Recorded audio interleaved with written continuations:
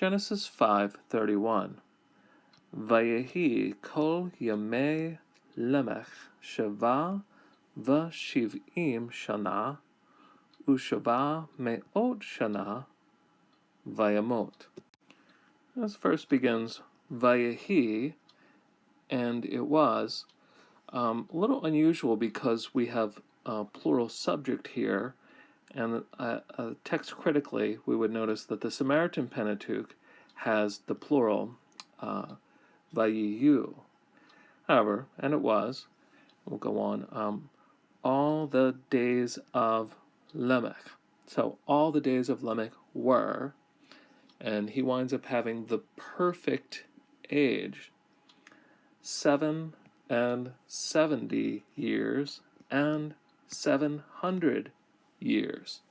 So Lamech, or Lamech, is 777 years old, and he died.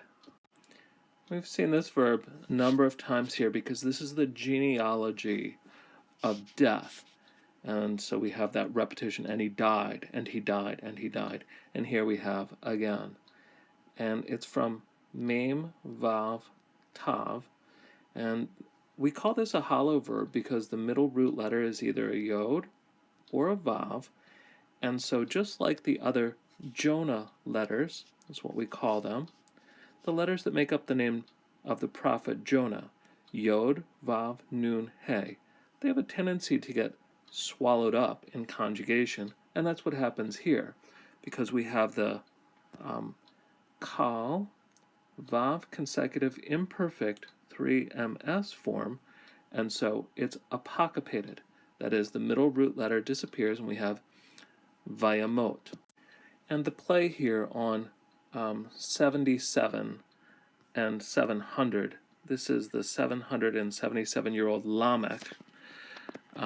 This is a very interesting play because it reminds us in Genesis chapter 4 of a different Lamech, 7th generation from Cain in that case, and his use of the term, if Cain be avenged sevenfold, then Lamech be avenged 77-fold.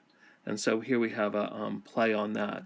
And one last note along those lines, one of the challenges with interpreting Genesis 4 and 5 is there's a couple of names shared, including Lamech and Enoch are among them, and so those create some challenges for us. But we shouldn't be surprised that the same name is used. We see this very often in other cases. For example, in the Second Temple priestly lines, they often use the same names to honor grandparents and so on.